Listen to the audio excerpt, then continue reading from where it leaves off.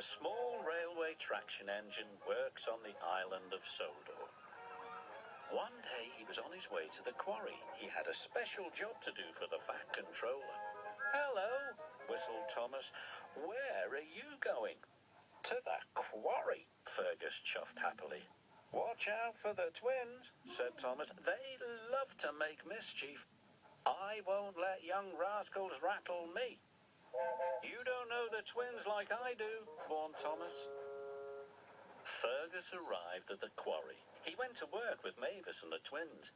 "I'm afraid the trucks are in a mess," said Mavis. "Not to worry. We'll sort them out."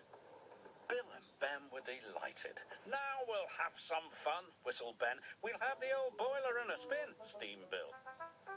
Fergus liked helping Mavis, but he didn't like the way the twins were behaving one bit. Bill banged his trucks hard. Some rocks fell onto the track. "Do it right," Fergus ordered. Bill didn't like being ordered about by a traction engine. "Don't interfere," he snapped back. Then Ben pushed his trucks to block the line. Fergus was stuck.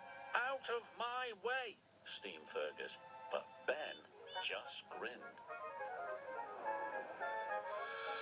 The next day, the men were blasting rock. "Wait for the all clear signal," Fergus called to Bill and Ben. "Do it right." "There he goes again," puffed Bill. "Do it right from morning till night. Keep your funnel out of our quarry," puffed Ben. The quarry master sent Bill and Ben to collect a rock crusher from the harbour.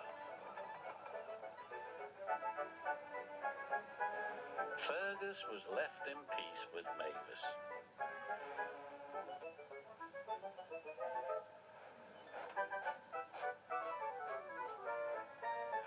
The twins were still thinking about Fergus. "He's just an old fusspot," said Bill. "He's always saying, 'Do it right.'" "Well, the next thing he tells us to do," wheezed Bill.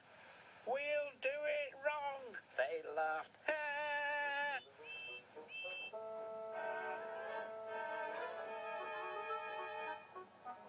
Bill and Ben steamed back to the quarry.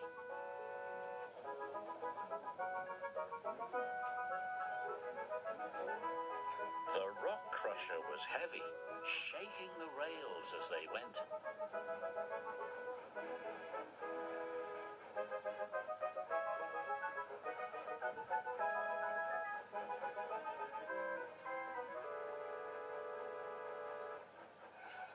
"The blasting has made that rock face unsafe," warned Fergus. "Don't go near it. Do it right." But the twins took no notice of Fergus and were very naughty. As roughly as they could, they rattled the load towards the cliff. "Look out!" cried Fergus, and he rushed forward and bumped Bill and Ben out of the way. His driver jumped to safety as the rocks began to fall, but Fergus was covered in rocks right up to his funnel.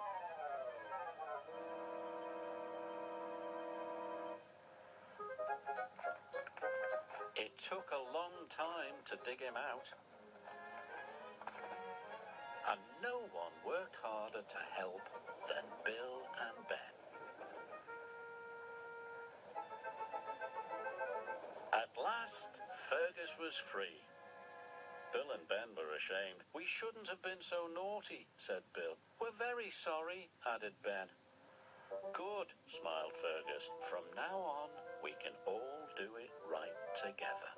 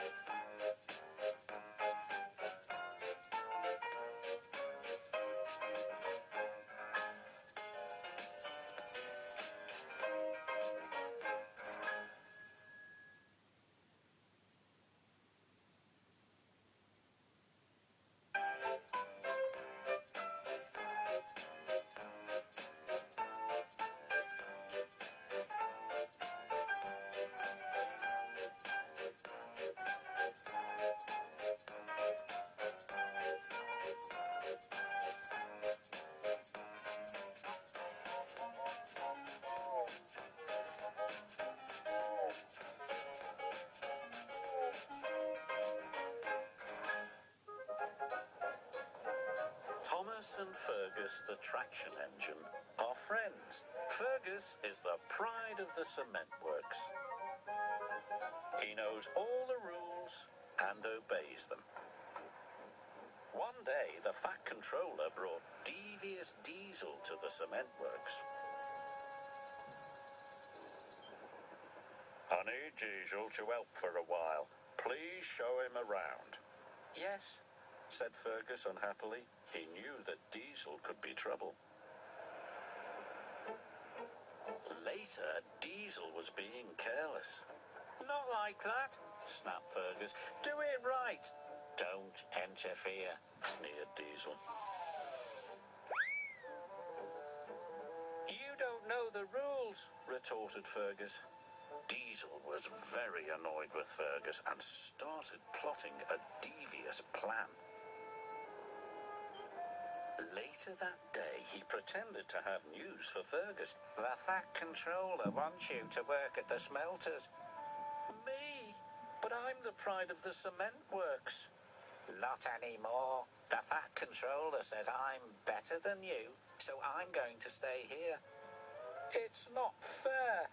I love working here. But he knew that really useful engines have to do as they are told.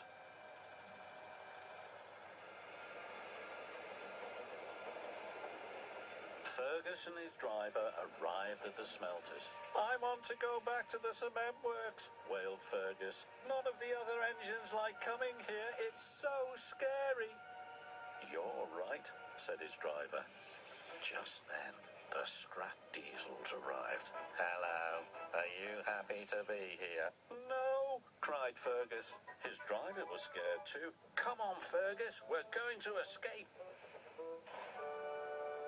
And for the first time, Fergus broke the rules. The Fat Controller was enjoying a tasty supper of kippers when he heard that Fergus was missing. That's not like Fergus. There must be something wrong. I will send Thomas to look for him.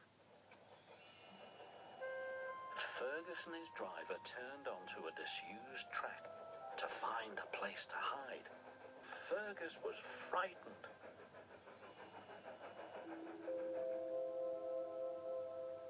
So was Thomas. He puffed up and down the line. He couldn't see Fergus anywhere. We could search the old mine track, said his driver. That line is dark and spooky, whispered Thomas, but he had to be brave and find Fergus.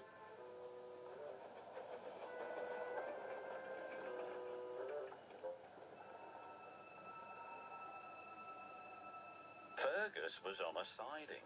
His fire had gone out. Then it happened. It's an engine, he cried. Fergus, whistled Thomas. Whatever are you doing out here? Hiding. Don't want to work at the smelters. The Fat Controller is going to be cross with me. He's not, cried Thomas. He's worried about you. Really? Of course, puffed Thomas. Fergus felt better. Thomas pulled Fergus all the way to the smelter's yard, where he knew the Fat Controller was waiting.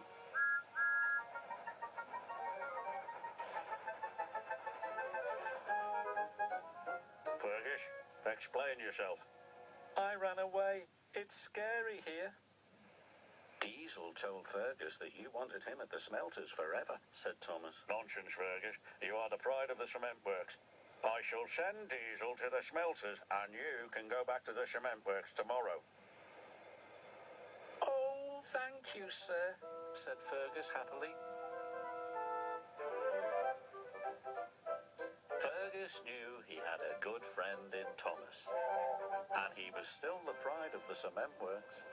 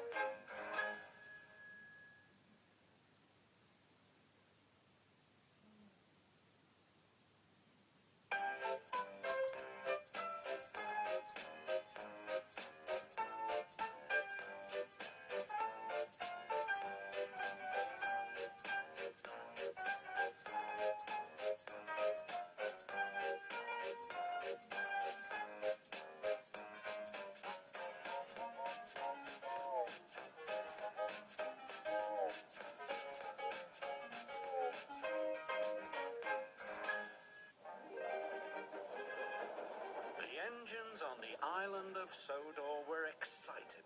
A new park was being built. Everyone was working hard to get the job finished on time.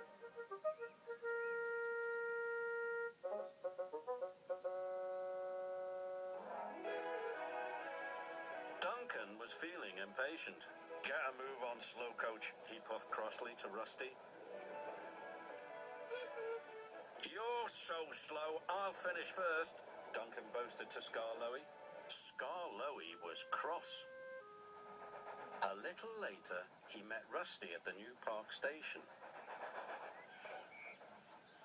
"Duncan thinks he's fast," Skarloey steamed, "but he's just a bossy boiler." "Better safe than fast," Rusty agreed. Duncan drew into the station. He was all puffed up and pleased with himself. "I finished first," he wheezed proudly. "In that case," said the Fat Controller, "I've got another job for you. You're to collect the elephant on the sidings and take it to the park." "Yes, sir," chuffed Duncan. "This elephant is very important. You must be very careful."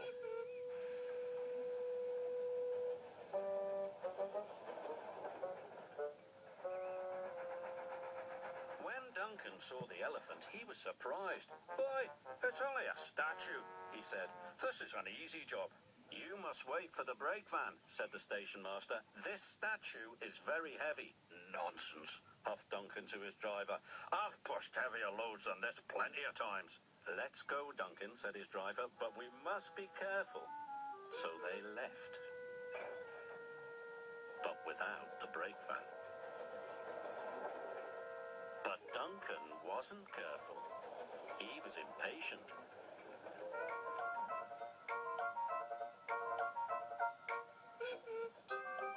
"We'll show them how fast I am," Duncan whistled. "We'll deliver this statue and I'll still finish first."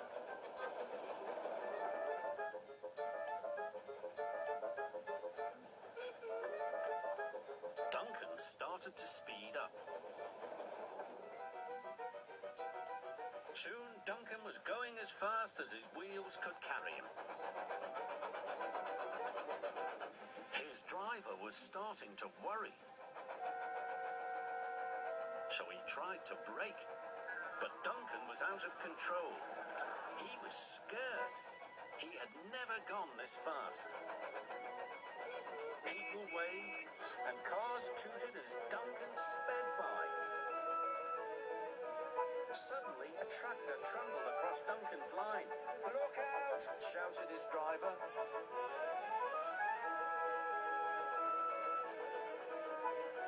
"Slow down!" whistled Rusty. "I can't!" Duncan cried as he shot past. Elephant Park loomed ahead.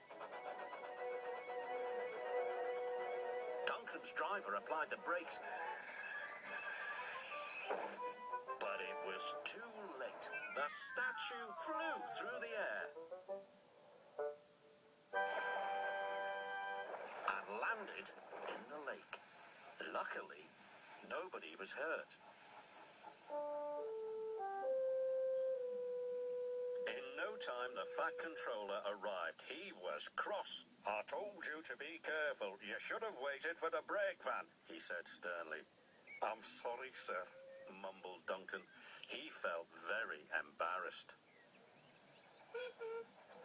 Duncan was repaired in time for the opening of Elephant Park. He was very surprised to see the statue still standing in the lake. "Everyone loves the elephant in the lake," said Lady Hat. "Even if it was a mistake," added the Fat Controller. "Hooray for Duncan's mistake!" cheered the engines. Duncan blushed and went a deep shade of red.